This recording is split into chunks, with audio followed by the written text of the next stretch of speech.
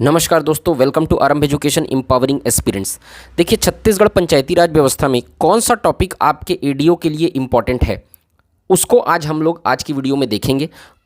मैं जिन टॉपिक को आपको बताने वाला हूं वो एडीओ 2012 और 2017 और भी जो पेपर व्यापम ने लिए हैं, व्यापम और पीएससी ने, और जो जिसमें से पंचायती राज व्यवस्था से जिन टॉपिक में से ज़्यादा क्वेश्चन आ रहे हैं, उन सारे टॉपिक को एनालिसिस करके मैं सेलेक्टेड टॉपिक को यहाँ पे आपको बताऊँगा। जिन टॉपिक को आप अगर अच्छे से तैयार करते हैं तो आपका बहुत अच्छा पंचायती राज व्यवस्था तैयार हो जाएगा। उसके साथ साथ पंचायत के लिए आपको कौन सा ऑथेंटिक सोर्स है जो आपको फॉलो करना है, एक बुक बताऊंगा और उस बुक से आपका पूरा पंचायत का क्वेश्चन बन जाएगा। तो वीडियो को एंड तक देखिएगा। अगर आप इस वीडियो को एंड तक देखते हैं तो पंचायती राज व्यवस्था से संबंधित इंपॉर्टेंट टॉपिक और कौन सा सोर्स आपको फॉलो करना चाहिए, वो सारा टॉपिक, आपका सारा जो डाउट है वो क्लियर हो जाएगा। तो वीडियो को चालू करते हैं। अगर आपको वीडियो अच्छा लगेगा तो वीडियो को जरूर लाइक करिएगा, चैनल को सब्सक्राइब करिएगा, ज़्यादा से ज़्यादा शेयर करिएगा। चलिए शुरू करते हैं। देखिए, सबसे पहले इंपॉर्टेंट टॉपिक के बारे में देखते हैं, फिर मैं आपको सोर्स बताऊंगा। सबसे इंपॉर्टेंट टॉपिक इसमें ग्राम सभा है। देखिए, पंचायती राज व्यवस्था में अगर आप ग्राम पंचायत, जनपद पंचायत और जिला पंचायत, तीन चीज़ होता है।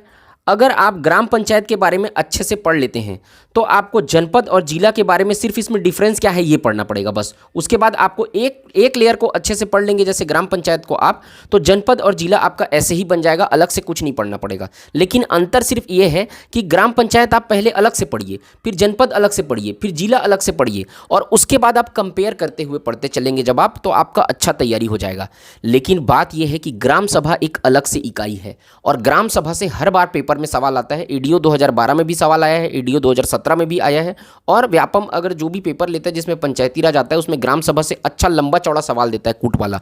तो ग्राम सभा को आप अच्छे से पढ़ के रखिएगा। ये बुनियादी इकाई है, सबसे छोटी इकाई है, इसलिए ग्राम सभा को हमको पूरा डिटेल में कवर करके रखना है। यहाँ से बिल्कुल सवाल आते हैं हर बार पेपर में। दूसरा इंपॉर्टेंट टॉपिक है पंचायतों का निर्माण। पंचायतों का निर्माण का मतलब ये होता है कि ग्राम पंचायत का निर्माण किन किन सदस्यों से मिलकर होता है, जैसे पंच और सरपंच। वैसी जनपद पंचायत में कौन कौन शामिल होता है, वैसी जिला पंचायत का निर्माण कैसे होता है, कौन कौन उसमें शामिल होता है। एडीओ 2017 में से भी, या एडीओ 2017 में भी यहाँ से सवाल पेपर में बने हुए हैं। तीसरा, पंचायतों के आरक्षण। अब ये तो बहुत इंपॉर्टेंट टॉपिक इसलिए है क्योंकि इसमें से ओबीसी आरक्षण जो है वो इसमें अभी अपडेट हुआ है, ओबीसी आरक्षण, इसलिए पंचायतों में आरक्षण जो है वो बहुत इंपॉर्टेंट हो जाता है। अब मैं आपको ये इसके लिए डेडिकेटेड वीडियो बनाया हूँ, आप प्लेलिस्ट में जाके देखिएगा, एडीओ 2025 वाले प्लेलिस्ट में, तो ये अपडेटेड आपको मिल जाएगा यहाँ पर, ठीक है। अब चौथा इंपॉर्टेंट टॉपिक है गणपूर्ति। एडीओ 2017 में गणपूर्ति से भी सवाल आया पंचायतों में, ग्राम पंचायत में, जनपद पंचायत में, मतलब किसी भी सम्मेलन को चालू करने के लिए कितने सदस्य उपस्थित रहते हैं, तो तीनों लेयर में आप इसको गणपूर्ति वाले टॉपिक को अच्छे से कवर करिएगा। पांचवा है अविश्वास प्रस्ताव।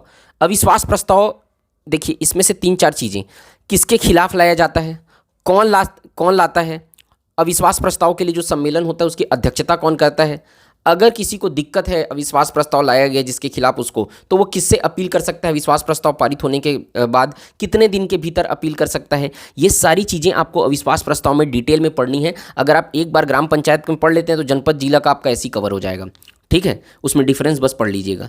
छठवां है रिकॉल या प्रत्यावर्तन। तो यहाँ पर तो सिर्फ सरपंच के खिलाफ लाया जा सकता है, तो ये ध्यान रखिएगा कि सरपंच के खिलाफ प्रत्यावर्तन, वही फिर जो चीज़ अविश्वास प्रस्ताव में पढ़ेंगे कि कब कब लाया जा सकता है, कितने दिन के भीतर अपील करनी जरूरी है ना, और उस सम्मेलन की अध्यक्षता कौन करता है, ये सब इसमें पढ़ के रखिएगा, बहुत इंपॉर्टेंट है। सातवां है त्यागपत्र।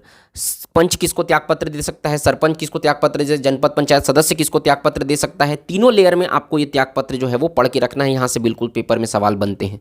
आठवां इंपॉर्टेंट टॉपिक है जमानत राशि। अब ये देखिए, अभी पंचायत चुनाव हुआ है तो किसकी जमानत राशि कितनी होती है ना, वो आप पढ़ के रखिएगा ग्राम, जनपद और जिला तीनों में। नौवां इंपॉर्टेंट टॉपिक है निर्वाचन, पंचायत का निर्वाचन। ये निर्वाचन वाला टॉपिक बहुत इंपॉर्टेंट है क्योंकि अभी अभी पंचायत का निर्वाचन अभी चल रहा है, पंचायत में इलेक्शन चल रहा है ना, कुछ जगह पे हो गया है, कुछ जगह पे चल रहा है, मतलब होने वाला है। तो ये पंचायत का निर्वाचन जो है वो बिल्कुल आपको पढ़ के रखना है। पंचायतों में निर्वाचन आपको पढ़ के रखना है। यहाँ पर इससे सवाल पेपर में इस बार बनने का संभावना बहुत ज़्यादा है, ठीक है। 10वां इंपॉर्टेंट टॉपिक है 73वां संविधान संशोधन अधिनियम। तो इससे जो प्रावधान थे वो आप अच्छे से पढ़ लीजिएगा। 11वां इंपॉर्टेंट टॉपिक है पंचायत समिति, है ना, ग्राम पंचायत में कितने प्रकार की समिति गठित होती है ना, जनपद में, जिला में, ये पंचायत समिति के बारे में पेपर में सवाल हर बार बनते हैं, ठीक, तो ये पढ़ के रखिएगा। 12वां है टैक्स। अब इसमें टैक्स दो प्रकार का होता है, एक ऐच्छिक कर होता है, एक अनिवार्य कर होता है। तो पंचायतों के द्वारा लगाया जाता है ऐच्छिक कर और अनिवार्य कर। तो कौन कौन सा ऐच्छिक कर होता है, कौन कौन सा अनिवार्य कर होता है, इसको पढ़ के रखिएगा। 13वां टॉपिक है बजट, पंचायतों का बजट। इसमें से एक दो बार सवाल आया है, लेकिन इसको भी तैयार करके रखिएगा, इस बार के पेपर में यहाँ से सवाल बन सकते हैं। तो मैंने बताया आपको 13 टॉपिक बताए हैं, आप देखिएगा मोर और लेस इन्हीं 13 टॉपिक से 90% सवाल आपके बनते हैं। अब 10% सवाल कुछ ना कुछ अलग आएगा ही, जो सबके लिए नया रहेगा, तो उसको आप नहीं बोल सकते। 10 सवाल आ रहा है तो 8-9 सवाल अगर आपके इन 13 टॉपिक से कवर हो रहा है तो बहुत अच्छा है। आप इन 13 टॉपिक को, मैं ये नहीं बोल रहा हूँ कि सिर्फ इन 13 टॉपिक को पढ़ना है, मैं ये बोल रहा हूँ कि इन 13 टॉपिक में आपको विशेष रूप से ध्यान देना है ना। अगर आप इन 13 टॉपिक को पढ़ के जाते हैं तो आपका बिल्कुल 90% सवाल पेपर में बन जाएगा। ठीक है, चलिए अब आगे बढ़ते हैं। अब हम लोग देखते हैं कि इसमें सोर्स क्या है, सोर्स किसको फॉलो करना है जिससे आपका ये सारा टॉपिक कवर हो जाएगा। तो सोर्स के लिए मैं आपको 2-3 चीज़ें बताऊंगा, जिसमें से पहला एक ही बुक आपको मैं बता रहा हूं। अगर आप एक बुक को फॉलो कर लेते हैं तो आपका पूरा जो है जितना है पंचायत उससे बाहर नहीं पढ़ना पड़ेगा। और ये ऑथेंटिक सोर्स है, गवर्नमेंट ने जारी किया है, इसको पठन साहित्य पंचायत का आता है। ये आपको मार्केट में नहीं मिलेगा, ये आपको पंचायत एवं ग्रामीण विकास विभाग जब जाएंगे रायपुर के, तो वहाँ पर आपको ये पंचायतों में बांटा जाता है। सरपंच लोग को, जनपद पंचायत अध्यक्ष लोग को, उन लोग कैसे कैसे काम करेंगे, क्या क्या प्रावधान होता है, उसके लिए उनको दिया जाता है, वैसा वाला ये बुक है। तो ये मार्केट में आपको नहीं मिलेगा, ये पंचायत एवं ग्रामीण विकास विभाग में आपको प्राप्त हो जाएगा, निःशुल्क है ये मिल जाएगा आपको। अगर आप जाएंगे वहां पर और मांगेंगे तो आपका अधिकार है, मिल जाएगा इनको आपको। तो यहाँ से ये वाला अगर आप बुक पढ़ लेते हैं तो आपको कोई भी दूसरा फोर्स फॉलो करने का जरूरत नहीं है, सोर्स पहली चीज़। दूसरी चीज़, ये गवर्नमेंट के द्वारा जारी किया गया है, इसलिए इसमें आप दावा आपत्ति भी कर सकते हैं, है ना। तो ये बहुत इंपॉर्टेंट है, और एक ही सोर्स फॉलो करेंगे तो ये सारा जो मैं बताया हूँ वो सारा चीज़ कवर हो जाएगा आपका। मैंने अपने चैनल पे आरंभ एजुकेशन पे पूरा पंचायती राज का प्लेलिस्ट है, जिसमें 28-30 वीडियो डला हुआ है, तो ये पूरे अपडेटेड हैं। अगर आप देखिए, सारा चीज़ जो है बुक से पढ़ने पे समझ में नहीं आता है, तो आपको अगर आसान भाषा में समझना है तो मैंने इसी बुक से पढ़ाया हुआ है। तो यहाँ पर आप पंचायती राज व्यवस्था फॉलो कर सकते हैं। प्लेलिस्ट में जाइएगा चैनल के, छत्तीसगढ़ पंचायती राज, और आपको डिस्क्रिप्शन में इसका प्लेलिस्ट का लिंक भी दे दूंगा। तो यहाँ पर आपको पूरा क्लास 1 क्लास 2 अपडेटेड जो है वो मिल जाएगा। अब देखिए, एडीओ 2017 में जैसे ये क्वेश्चन आया हुआ है, एडीओ 2017 में पदेन सदस्यता के विषय में सही क्या है, विषयों के बारे में अगर आपको देखना है ये वाला क्वेश्चन आपका कैसे बनेगा, तो मैं आपको एक चार्ट बता रहा हूँ, जो मैं आपको बोला कि आपको क्या करके पढ़ना है, तीनों को डिफरेंशिएट करके पढ़ना है, तीनों को एक साथ करके पढ़ना है। तो आप एक चार्ट देखिए, मैंने प्रिपेयर किया है, इसके बारे में जानकारी पहले भी दी है।